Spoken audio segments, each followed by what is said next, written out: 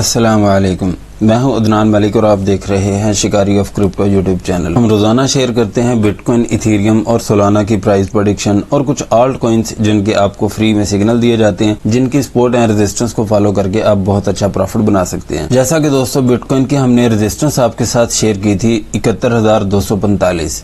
हमने कहा था कि ये इसकी रेजिस्टेंस है। यहाँ पे जब इसने लो लगाया था तो यहाँ पे हमने आपके साथ एक प्राइस शेयर की थी $68,830 की। हमने कहा था कि इसके नीचे अगर बिटकॉइन नहीं जाता तो बिटकॉइन हाई लगाएगा 71,245। ऐसा ही हुआ, बल्कि $71,623 का इसने हाई लगाया, उसके बाद रिवर्स हो गया। और अभी जो भी सिचुएशन इसकी बनने वाली है वो दोस्तों इस वीडियो में मैं आपके साथ शेयर करूंगा। अगर आप न्यू हैं तो हमारे चैनल को सब्सक्राइब करें, वीडियो को लाइक करना अपने दोस्तों नहीं भूलना। वीडियो पे आज टारगेट है 150 लाइक्स का। दोस्तों आपसे रिक्वेस्ट है कि 150 लाइक्स आपने जरूर कंप्लीट करने हैं, ये आपकी ड्यूटी है और हम इंशाल्लाह रोजाना की तरह अपनी ड्यूटी निभाते रहेंगे आप तक ऑथेंटिक इन्फॉर्मेशन पहुंचा के। तो दोस्तों जल्दी से करते हैं अपनी वीडियो को शुरू। बिटकॉइन की इस टाइम पे जो सपोर्ट बन रही है वो है $68,820। दोस्तों पहले $830 थी इसकी सपोर्ट, लेकिन इस टाइम $68,820 इसकी सपोर्ट रहेगी।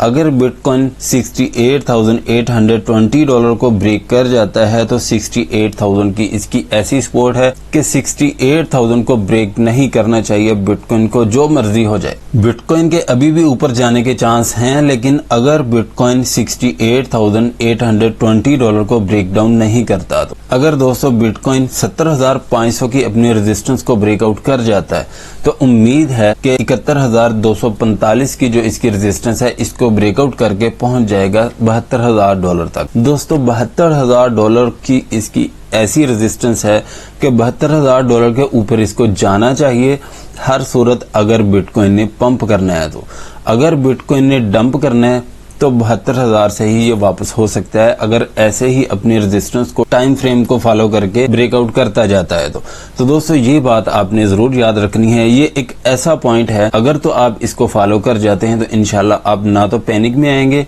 ना आपको कोई और वीडियो देखने की जरूरत ही पड़ेगी। तो दोस्तों ये लेवल्स आपने जरूर फॉलो करने हैं। अगर 72,000 को भी एक मिसाल के तौर पे ब्रेकआउट कर जाता है, 72,000 के ऊपर ये 4 घंटे भी स्टे कर गया तो फिर इंशाल्लाह ये मजीद पंप करेगा।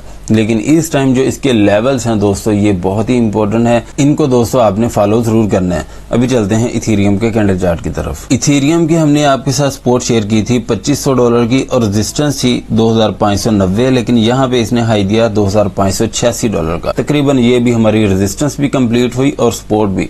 और दोस्तों अभी की जो इसकी सपोर्ट बन रही है वो है $2,500। अगर $2,500 को ये ब्रेक डाउन करके इसके नीचे 3 घंटे भी स्टे कर गया तो $2,400 पे आप इसकी बाइंग कर सकते हैं। $2,400 या $2,410।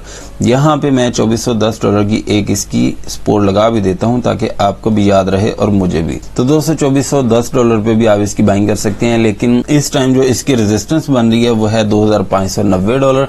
अगर $2,590 को ब्रेकआउट करके इसके ऊपर 3 घंटे स्टे कर जाता है तो $2,700 पे आप इसकी सेलिंग कर सकते हैं। BNB की दोस्तों हमने आपके साथ सपोर्ट शेयर की थी $565, लेकिन यहाँ पे इसने लो दिया है $568 का, उसके बाद ये रिवर्स हो गया। तो दोस्तों अभी भी इसकी $565 ही सपोर्ट रहेगी। अगर $565 को ब्रेक डाउन करके इसके नीचे अगर 4 घंटे भी स्टे कर गया तो दोस्तों $520 से पहले आपने फिर इसकी बाइंग नहीं करनी।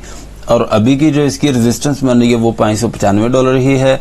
इसको ब्रेकआउट करने के बाद इसके ऊपर इसको 5 घंटे स्टे करना होगा, फिर इसका हाई $620 तक होगा। यहाँ पे आप इसकी सेलिंग कर सकते हैं। सोलाना की दोस्तों हमने आपके साथ सपोर्ट शेयर की थी $164 की और रेजिस्टेंस शेयर की थी $174 की। दोस्तों $174 की भी हमारी रेजिस्टेंस को इसने टच किया, उसके बाद रिवर्स होके $164 की सपोर्ट पे आके गिरा। अगर तो आपने इस सपोर्ट को भी फॉलो किया है तो इस टाइम भी आपने बहुत अच्छा प्रॉफिट जनरेट कर लिया है। तो दोस्तों अभी की भी जो इसकी सपोर्ट रहेगी वो $164 ही रहेगी। अगर $164 को ब्रेक डाउन करके पहुंच जाता है $160 पे तो दोस्तों $160 को ब्रेक डाउन नहीं करना चाहिए सोलाना को किसी भी सूरत।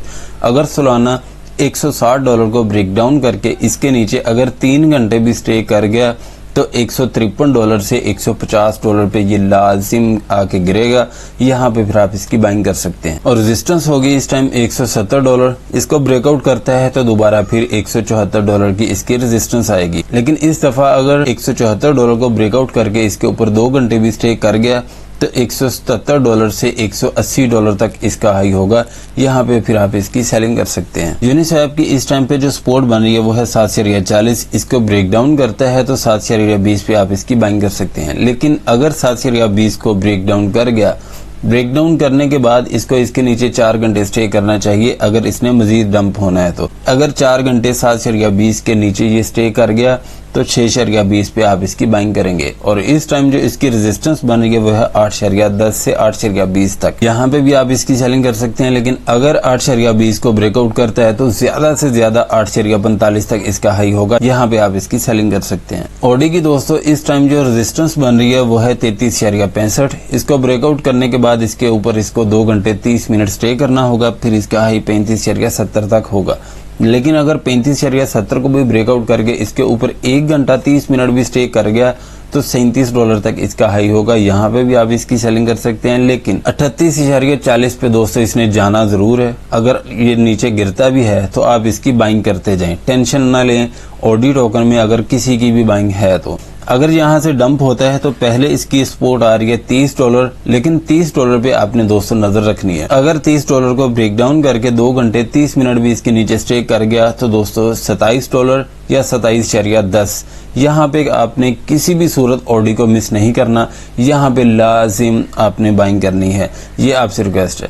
तो दोस्तों यही इन्फॉर्मेशन थी इसकी। अभी चलते हैं नेक्स्ट कॉइन की तरफ। FTM की दोस्तों इस टाइम जो रेजिस्टेंस बन रही है वो है 64 सेंट और सपोर्ट बन रही है 61 सेंट। अगर 61 सेंट को ब्रेक डाउन करके इसके नीचे अगर 4 घंटे भी स्टे कर गया तो 54 सेंट पे आपने इसकी बाइंग कर लेनी है। तो इस टाइम जो रेजिस्टेंस बन रही है वो है 64 सेंट। अगर इसको ब्रेकआउट करके इसके ऊपर 3 घंटे भी स्टे कर जाता है तो 70 सेंट पे आप इसकी सेलिंग कर सकते हैं। चेन लिंक की इस टाइम जो सपोर्ट बन रही है वो है 11.25। इसको ब्रेक डाउन करने के बाद अगर ये 3 घंटे भी इसके नीचे स्टे कर गया तो 11.50 पे इसका लो होगा। यहाँ पे भी आप इसकी बाइंग कर सकते हैं। लेकिन अगर 11.50 को ब्रेक डाउन करके इसके नीचे भी 2 घंटे स्टे कर जाता है तो $10 पे आपने इसे मिस नहीं करना। और इस टाइम जो इसकी रेजिस्टेंस बन रही है वो है 11.75। अगर इसको ब्रेकआउट करने के बाद इसके ऊपर भी 3 घंटे स्टे कर जाता है तो 12.40 पे आप इसकी सेलिंग कर सकते हैं। नियर प्रोटोकॉल की इस टाइम जो रेजिस्टेंस बन रही है वो है $4। अगर ये नीचे गिरता है यहाँ पे तो 3.70 पे आप इसकी बाइंग कर सकते हैं। 3.70 को भी अगर ब्रेक डाउन करके इसके नीचे 4 घंटे भी स्टे कर जाता है तो दोस्तों फिर आपने बाइंग करनी है $3 पे। मुझे नहीं लगता कि $3 पे जाएगा, लेकिन 3.70 पे आपने इसकी बाइंग जरूर करनी है। और अगर अपनी रेजिस्टेंस को ब्रेकआउट कर जाता है जो कि बन रही है $4, इसके ऊपर इसको 3 घंटे स्टे करना होगा, फिर इसका हाई 4.23 पे होगा। यहाँ पे आप इसकी सेलिंग कर सकते हैं। लेकिन अगर 4.23 को ब्रेकआउट कर जाता है इसके ऊपर इसको 4 घंटे स्टे करना होगा, फिर इसका हाई 4.54 पे होगा। यहाँ पे आप इसकी सेलिंग कर सकते हैं। एप्टोस की इस टाइम जो सपोर्ट बन रही है वो है 8.65। अगर इसको ब्रेक डाउन करके इसके नीचे 4 घंटे भी स्टे कर जाता है तो 7.75 पे आप इसकी बाइंग कर सकते हैं। और इस टाइम जो इसकी रेजिस्टेंस बन रही है वो है 9.43। इसको ब्रेकआउट करने के बाद इसके ऊपर भी इसको 4 घंटे स्टे करना होगा, फिर 10.20 पे आप इसकी सेलिंग कर सकते हैं। टिया कॉइन की इस टाइम जो सपोर्ट बन रही है दोस्तों वो है 4.40। इसको ब्रेक डाउन करने के बाद इसके नीचे अगर 3 घंटे भी स्टे कर गया तो 3.80 पे आप इसकी बाइंग कर सकते हैं। और इस टाइम जो इसकी रेजिस्टेंस रहेगी वो 5.50 ही रहेगी। अगर 5.50 को ब्रेकआउट करने के बाद इसके ऊपर भी 3 घंटे स्टे कर जाता है तो $6 पे आप इसकी सेलिंग कर सकते हैं।